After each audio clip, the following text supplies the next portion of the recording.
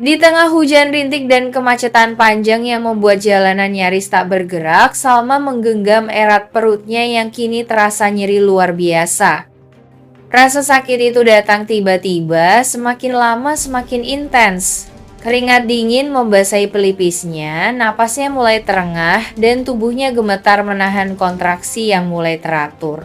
Supir taksi yang melihat kondisi Salma langsung panik. Dengan suara cemas, ia mencoba bertanya apakah Salma akan melahirkan. Tapi Salma hanya menggeleng lemah, nyaris tak bisa bicara karena kesakitan. Jalan yang macet membuat mobil tak bisa bergerak kemanapun. Keputusan cepat harus diambil. Tanpa pikir panjang, supir taksi turun dan membuka pintu, membantu Salma keluar dari kendaraan. Dengan langkah terburu dan Salma yang setengah digendong, mereka berusaha menembus hujan dan mencari pertolongan. Beberapa warga sekitar mulai memperhatikan dan salah satu di antaranya menyarankan ada bidan praktik tak jauh dari situ, hanya sekitar 2 gang ke dalam. Dengan sisa tenaga, Salma berjalan tertatih dipapah oleh supir taksi dan dibantu oleh warga. Nafasnya makin berat, pandangannya mulai kabur. Sesekali, ia berhenti dan memegangi perutnya, menahan rasa sakit yang seolah membelah tubuhnya. Tangis tertahan, rasa takut, dan kecemasan menyatu dalam langkah-langkah berat menuju tempat yang diharapkan bisa menyelamatkan dirinya dan bayi yang dikandungnya. Sesampainya di rumah bidan sederhana itu, para petugas langsung sigap menyambut. Salma dibaringkan, diperiksa cepat, dan kondisi kandungannya sudah memasuki fase kritis, harus segera mendapat penanganan. Di luar, supir taksi masih menunggu dengan cemas sambil mencoba menghubungi kontak darurat yang diberikan Salma. Sementara itu, di tempat lain, William menerima telepon panik dari nomor tak dikenal supir taksi itu yang akhirnya berhasil menghubunginya. Mendengar kabar bahwa Salma dalam kondisi darurat dan hampir melahirkan, William langsung berlari, tak peduli apapun yang sedang ia lakukan. Di benaknya hanya satu, ia tak bisa kehilangan Salma dan anak mereka. Ketegangan dan kepedihan merayap di setiap sudut ruang persalinan darurat itu. Salma terbaring lemah di ranjang dengan wajah pucat, keringat dingin bercucuran, dan matanya yang memerah karena tangis dan rasa sakit yang tak tertahankan. Air ketubannya sudah pecah sebelum sempat mendapat penanganan medis yang tepat. Detak jantung bayi dalam kandungan melemah dan para bidan berjuang dengan segala upaya yang mereka punya. Di luar ruangan, William berdiri gemetar. Napasnya tak teratur, wajahnya tegang. Supir taksi yang tadi menyelamatkan Salma menepuk bahunya pelan, memberi penguatan. Tapi tidak ada yang bisa meredam ketakutan William saat ini. Dokter sempat memberitahu kemungkinan terburuk. Jika kondisi Salma terus melemah dan bayi tidak segera dikeluarkan, keduanya bisa berada dalam bahaya besar. William menatap pintu ruangan yang tertutup rapat, merasa seperti dihukum oleh semesta. Dulu, ia pernah kehilangan anak satu luka yang belum pernah sembuh. Dan kini, semuanya seperti terulang.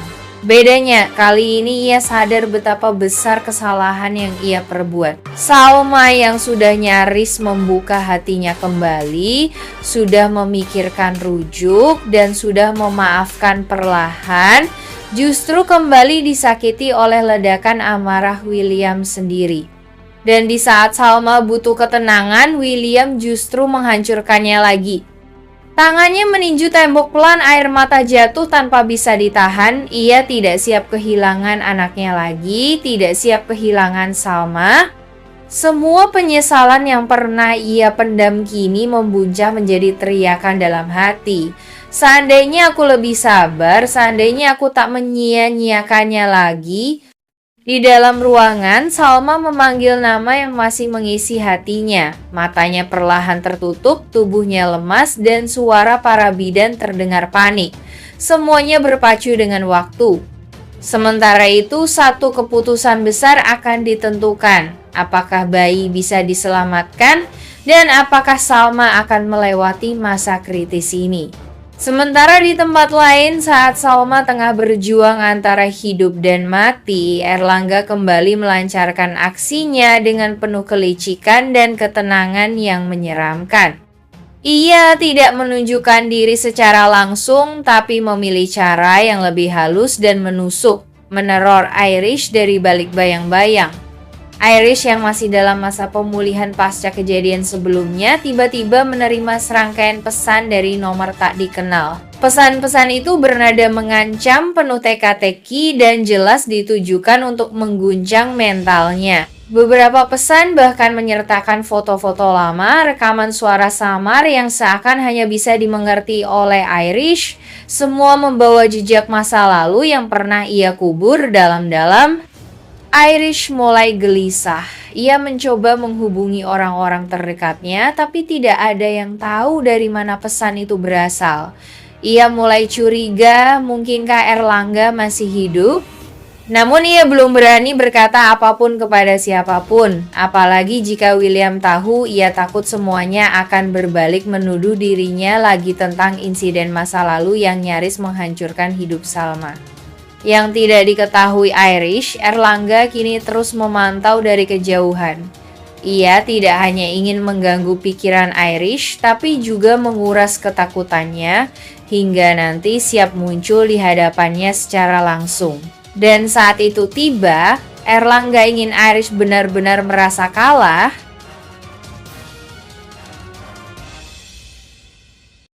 Pihak mulai curiga, terutama Jisoo dan Argo yang kini melihat keanehan dalam gerak-gerik Jerry. Dan jika mereka berhasil membuka tabir siapa dalang dari kekacauan ini, maka rencana balas dendam Erlangga bisa berbalik menjadi bumerang. Kabar yang dibawa Jerry membuat Erlangga semakin yakin inilah saatnya ia menjalankan langkah berikutnya. Mungkin kali ini dengan pendekatan yang lebih halus atau justru dengan pukulan yang lebih keras, Salma kembali berada di titik paling rapuh dalam hidupnya. Setelah berusaha keras bangkit dari masa lalu yang menyakitkan, kini luka demi luka kembali terbuka-dibuka oleh orang-orang yang justru pernah ia percayai dan cintai. Pertengkaran hebat dengan William membuat mental dan emosinya terguncang hebat. Salma merasa dikhianati, tidak dipahami, dan kini ditinggalkan dalam keadaan hamil dan kelelahan batin. Di saat seharusnya ia mendapat perlindungan dan ketenangan, yang ia dapat justru tekanan, tuduhan, dan ketidakpercayaan.